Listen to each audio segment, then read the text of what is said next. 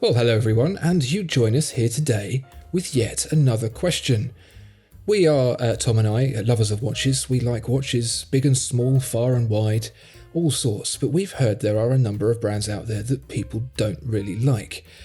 And so being ever the optimists and always open to try something a little different, Tom and I have decided to pitch each other a few of these brands with some specific models chosen to see if we can sway the other.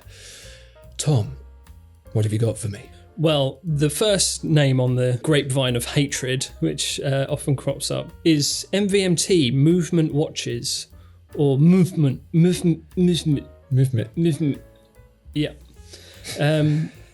Now, it's not a brand I'm overly familiar with. It's just one of those things you hear time and time again that people have beef with this brand. So I did a little digging, and I think the reason is, and you kind of get a sense from this when you look at their website, is I think there are some question marks over the manufacturing behind some of their watches.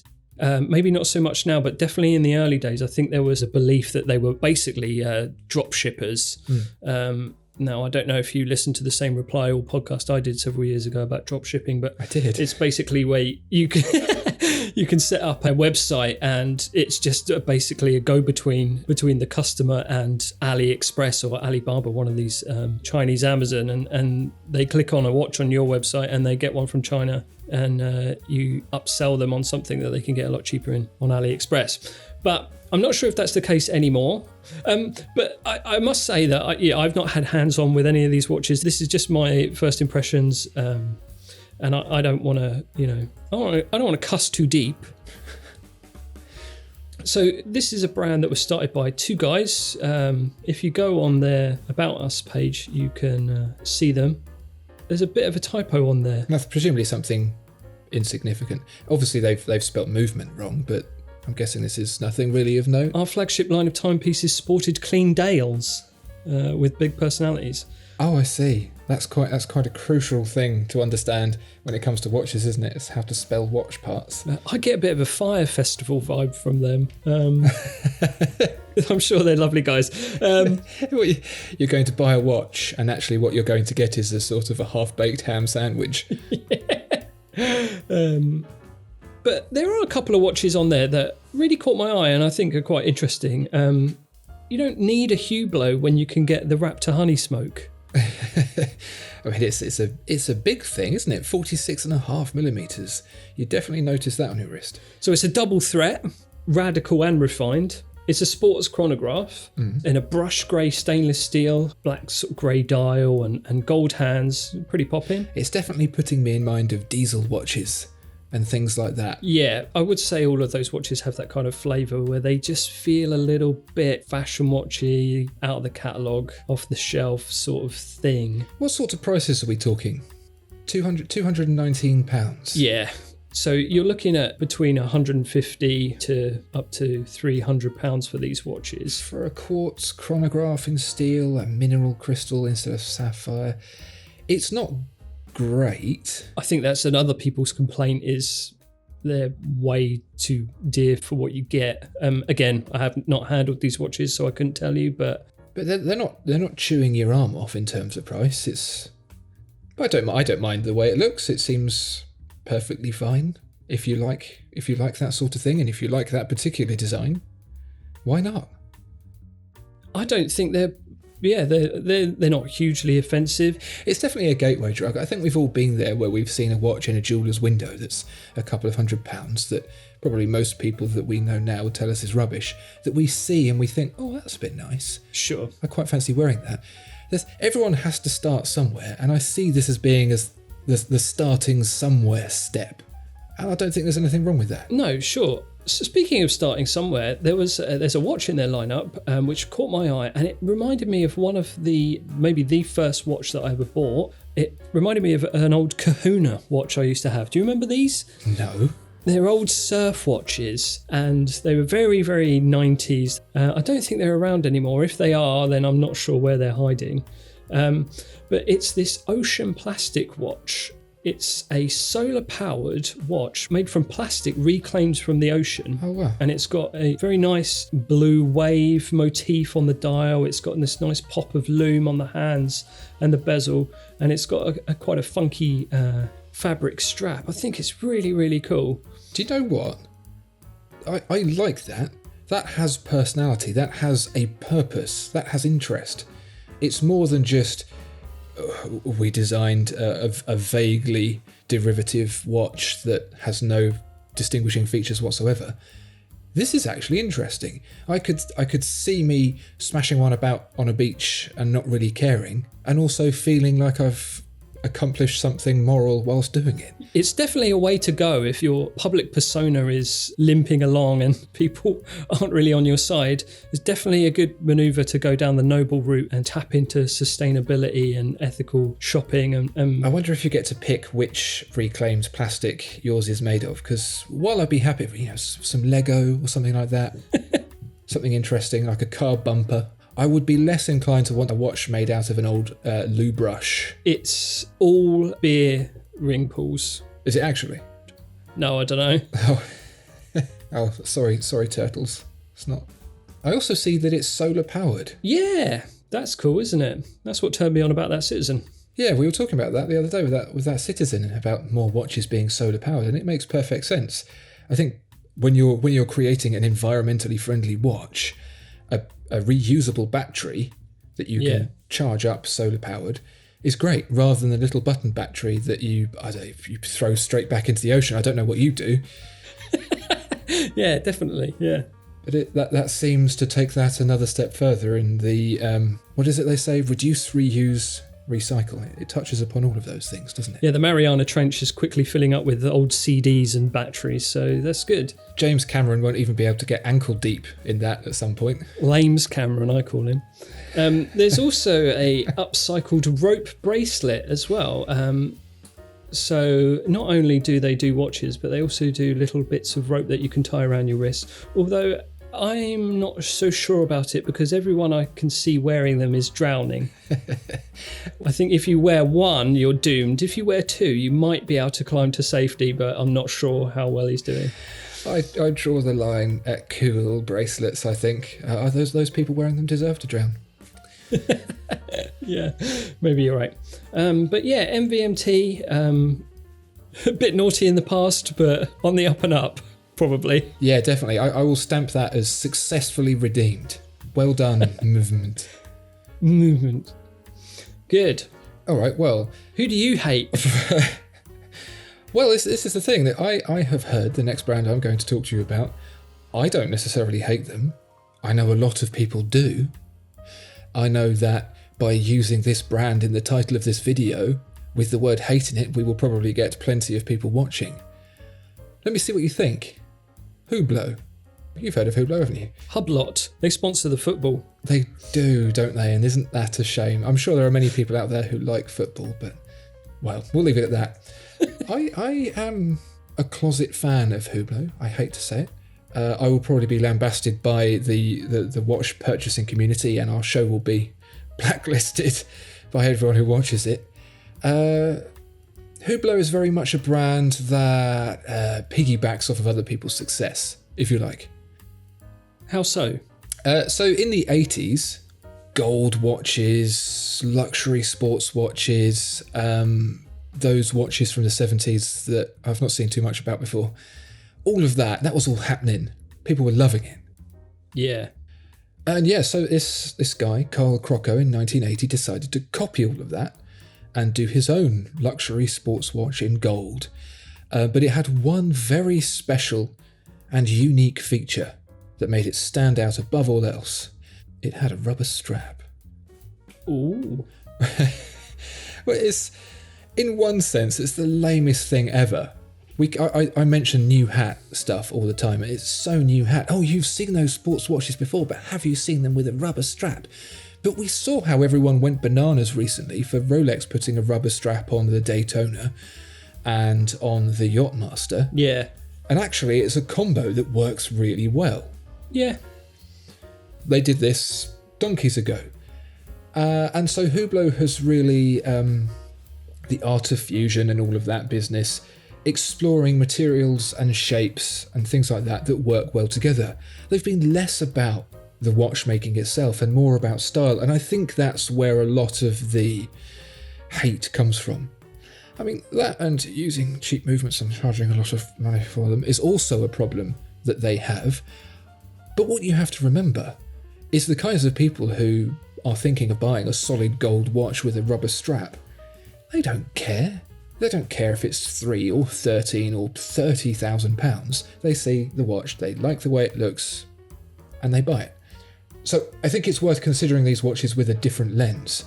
I don't know that there's necessarily any Hublot in the price point that I would purchase that would interest me, but if I had endless stacks of cash, I can guarantee there'd be a Hublot in the collection. And the one that I think I would choose is the Classic Fusion Aerofusion Moon Phase Titanium in 42mm. Now, I don't know about you, but I think that's a really nice looking watch. Yeah, I mean, you say that there's a lack of watchmaking going on from Hublot, but there looks to be a hell of a lot of watchmaking going on in that watch. Or is that just a picture? Kind of. Ticking away in the back of this £13,500 watch is a £150 Solita movement. No. But everything that you see at the front, the day and month... It's got a moon face. It has a moon phase.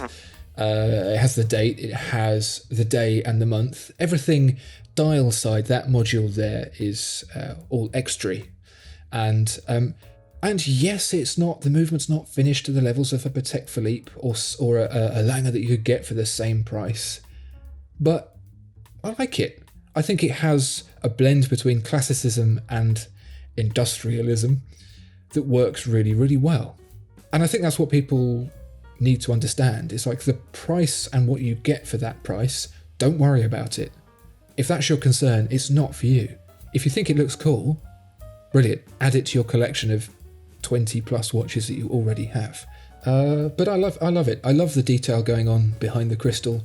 I love seeing those skeletonized day and month wheels as they travel out from behind the window and you see them go around. Very, very thin parts as well, so that layering looks really complex without making the watch really bulky. Yeah. Yeah, well, I think there are some Earnshaws that could tick those boxes as well, you know. Maybe. All right then. Well, if that's not quite getting you, how about this then? The Hublot MP05 LaFerrari watch. Is that a watch? If I can say that again, I don't know why I said watch. The Hublot MP05 LaFerrari. Right. Okay. Yeah, because it looks like something that's popped off of Darth Vader's chess piece. It does, doesn't it? It is very loosely a watch. It does tell the time, and it has a power reserve. But what you're seeing here is a move into creativity, I think, that should be applauded. Yeah. It's an absolute lump. No denying it. It's ugly as all hell. No denying it. But I really want one. Let me tell you about it. Do you remember we looked at that pretty beefy Lange a while ago, and it had a 31-day power reserve, and you wound it with that little ratchet, windy barrel thing? I think I was off that day. Oh. I think I was sick that day. Okay. Well, that had 31 days, and that was impressive. This watch, you wind it, and it lasts for 50 days. Ooh, 50 days. That's really impressive. Most watches will last for 2, maybe 3 days. 8 days is pretty special. Yeah. But this will last for 50 days. There are 11 barrels. Most watches have 1 barrel. Some have 2 to try and add a bit more power reserve or maybe even up the torque distribution through the wind. This has 11 barrels, and you can see those barrels laid end to end, top to bottom, in that silver cylinder that runs through the middle. And then not only that, but on the nose of the watch, if you look from the side, you can see the tourbillon, which is layered in parallel with those barrels. It's just hiding away in there in that front little window. You just look in, you can just see it. And then the display is displayed in a similar fashion to the way those barrels are orientated. You have the ruby runners, which you see running along the barrels, and then you see those cylindrical dials, for want of a better word, to the left and the right. And the whole thing to me is, it may not be a display of classicism, it may not be a display of good taste when it comes to design necessarily, but it shows imagination. And if there's one thing that we can absolutely do with more of when it comes to watches, it's imagination. Let's go wild. Let's just see what happens. Explore the crazy echelons of what can be done, and then we'll come back and we'll make classic watches that we can actually go and buy. It does have that carbon fibre weave at the top in a patch there, which I hate. It looks a little bit like a cheap cufflink, doesn't it? That you'd get from one of those men's gadget shops. It just seems like it's a magnet for little bits of grit and dust. Yeah, it's definitely the addition of a $5 Secret Santa gift. Yeah, let's have a little bit of picnic basket on the watch, but in tactical black. Carbon fibre when used in a case is quite nice, but there it's very much a tie-pin situation. Yeah, it's nice. I kind of like the mottled nature of it. It looks a bit like urban camo sometimes. It looks like a sort of amalgamation of materials, but when it's sort of checkered like that, I don't know, it just displeases me greatly. But overall, the watch is something that I like to see done. Yeah. And I applaud Hublot for doing it. Yeah. And without Hublot making watches like this, the industry would be a slightly worse place. And I haven't even got to the best bit about it. Oh, no. Well, if you think about winding a watch that's got 3 days of power reserve, that's quite that'd get your wrist going. Imagine winding it for 50 days worth of power reserve. For every day of power is an hour of winding, as I understand it. You're a slow winder. But this Hublot have addressed that problem. So bearing in mind this is a collaboration with Ferrari. Ferrari have a Formula One team. The Formula One team has a pit stop crew that put the wheels on their Formula One cars with pneumatic guns. This comes with a winding gun to wind the watch with. It is the most Fisher-Price thing I've ever seen to come out of watchmaking. You stick it in the end and you hold down the little drill button and it whizzes away and it winds your watch up for 50 days. That's fun. It is fun. It's tacky as all hell, but I still really like it. Yeah, I like that. Anything that comes with a little gun is got to be fun. Short of that, I don't suppose you could perhaps keep an Allen key in your pocket to wind it up with when you're on holiday and you've forgotten to wind. I forgot my drill. Has anyone got a spare Hublot MP05 drill I can borrow? Yeah, are there any IKEA flat packs around? So what do you think? Hublot, have I won you over? Sure. I'm not saying you have to buy one, but do you resent their existence or are you glad they exist? In some respects, yeah. I think there's a little bit of fronting on their part where stretching a little bit in what they're providing to what they're charging for it. They're putting a little bit of strain on luxury goods and the rule of diminishing returns. Yeah, that's very much on the outer edges of the bell curve, isn't it? But yeah, no, they do some cool pieces. I don't think the hate is justified largely. I don't think they're any worse than most of the others. Damning indeed. But when you're talking about people who throw in an extra $100,000 for an additional foot on their yacht, or however much yachts are, I haven't spec'd a yacht up for a while. I can't remember how much an extra foot costs. I think it's fair to say that they're doing something with a little bit of personality that makes them stand out as different, where they could otherwise be disappearing into the mush. Yeah. All right. Well, so I would say Hublot, not maybe fully redeemed, but I think it has its moments for sure. I certainly wouldn't hate on it. Okay. From one maker of monstrous watches to another, Invicta. What about them? Another brand that's always on the tip of people's tongues when you talk about less favourable watches. Now, I think a lot of their hate that they get stems from they've got a gigantic catalogue of watches, so many watches, and a lot of those, a large portion of them, are very homagey, sort of shamelessly so. If we have a look at this Pro Diver 8926 BRB, be right back, I suppose. I'll be right back with a genuine Swiss movement. But in the meantime, it's a Japanese automatic, which is fine. But the appearance of this watch is very, very, very familiar. Do you not agree? I do, yeah. I can't place it, but there are things about that do strike me as something I've seen before. I think my favourite thing about this particular one as well is the amalgamation of two different watches without any real consideration. The diver's watch, the Submariner, and then the GMT bezel for absolutely no real reason. I don't know. The blue portion is like the safe shallows, and the red portion is like the boiling depths. You turn the bezel to remind yourself which way is up. Yeah, I don't know. But yeah, very homage-y. Very superficial. It's not real, is it? There's something about, I think you'll get a lot more people on side if you appear to be striving for something, like endeavouring to do something different or not necessarily original. You don't have to be original, that could be hard, but if it's going through your own personal filter and coming out as a creation, that was heartfelt and had all the good intentions of someone who wanted to make something earnestly, that's a lot better than just copying something, isn't it? You say that, but that's your perspective is you'd like to see character and individuality in something someone has done.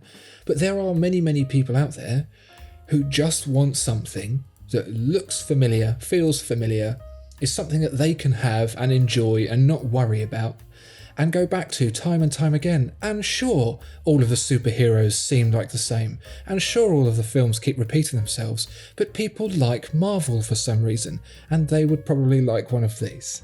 And that's fine. So Invicta like Marvel as well. Well, Marvel like Invicta. So Invicta have actually got some strong collaborators. All the usual, the Disney cronies, Marvel and Star Wars and those fellas. Are they licensed? I believe so, yeah. You're telling me that Disney went, yeah, right, to Invicta? Yeah. I think the cease and desist letters come out pretty thick and fast from Disney, so this is all legit. But yeah, so some strong collaborators. Shaq, the US Army. These are powerful figures. Shaq as in... Foo. Not a rickety collection of sticks arranged in a habitable... No, Shaq as in the ex-basketball player who makes Terry Crews look like Kevin Hart. I too have seen that picture.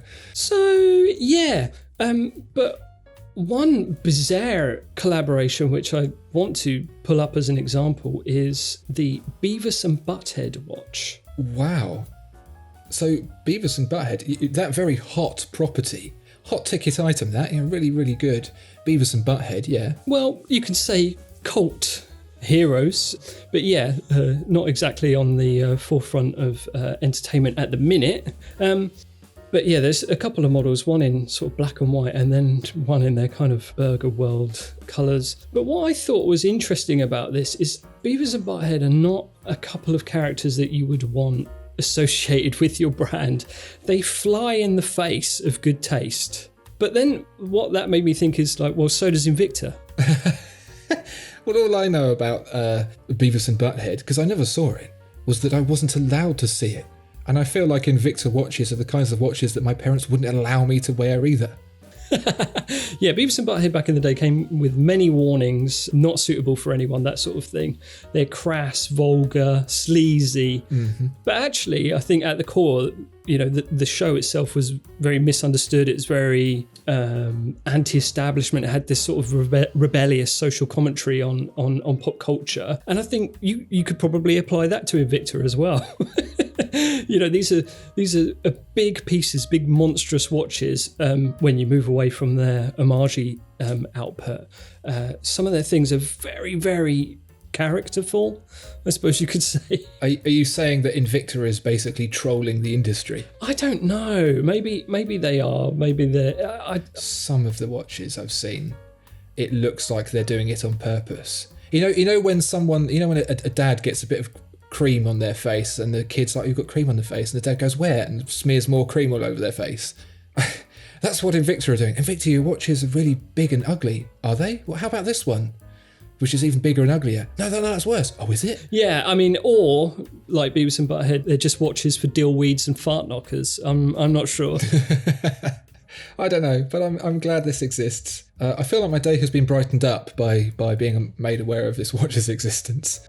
Yeah, I think they should just drop all the homage things and start making these big, audacious pieces.